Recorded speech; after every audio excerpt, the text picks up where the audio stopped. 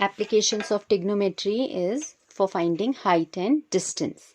Okay, so we've studied that trigonometric ratios, and they were applicable, or we could define various trigonometric ratios in a right angle triangle, where was the opposite side, or what we call as perpendicular, then adjacent side, which we call as base, and then the hypotenuse. Okay, so in a right angle triangle, so we see here that whenever in our daily life we are talking about height and distance most of the time, then height has to be vertical and distance would be along the horizontal.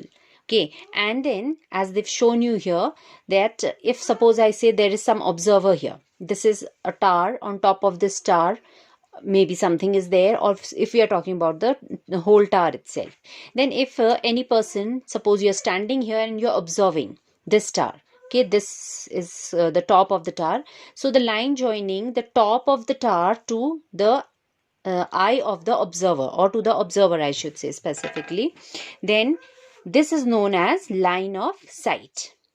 Okay, this is known as line of sight. And what do you observe here? These three lengths, the line of sight, the horizontal distance here, and the vertical length, height here. This is forming a right angle triangle. So trigonometric ratios can be talked about in this case. Alright, so hence we make use of various trigonometric ratios that we have studied in finding either maybe height or distance. Some or the other will be given to you, or maybe this distance, this or this. So out of the three, and knowing certain angle, if we know any angle and any of the side, then we can find the third side.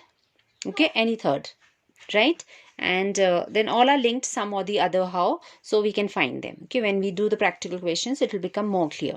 Now there are certain phrases or terms that you should know before we proceed with the questions, like they've shown you out here. Angle of elevation, the word elevate means move up. Okay, so whether it be angle of elevation, or in the next they'll be talking about angle of depression, whichever one, when we are considering these angles, then that is the angle with between the horizontal line and the line of sight. Okay, this is known as angle of elevation. ये horizon से ये कितना elevate हुआ है, कितना lift हो गया है. So this rotation here is known as angle of elevation. तो जब ऊपर को जाता है, horizontal से ऊपर को जाता है, we call it elevation. वैसे horizontal से अगर नीचे को आएगा, कब आएगा? जबकि observer ऊपर होगा and the object that is being viewed will be at a lower length. Okay, then उस केस में horizontal line के साथ नीचे को angle आएगा, and that is known as angle of depression. Okay, that's here. This is the figure here. On the next page they've shown you. Okay, so here the observer was on the top C and the object was lying below. So again we'll join the observer with the object. This will be known as line of sight, and the angle that the line of sight makes with the horizontal. अभी आपको जो eyesight है वहां पर से एक horizontal line consider करनी है, and this rotation, ये हॉरिजॉन्टल लाइन से लाइन ऑफ साइट तक का, this is known as angle of depression. अब ये नीचे को आया, जब एंगल नीचे को हुआ तो डिप्रेशन, ऊपर को जाता है तो elevation. Okay, and anyhow you can see from this figure, see a Z is being formed here. These are parallel lines, horizontal here, horizontal here.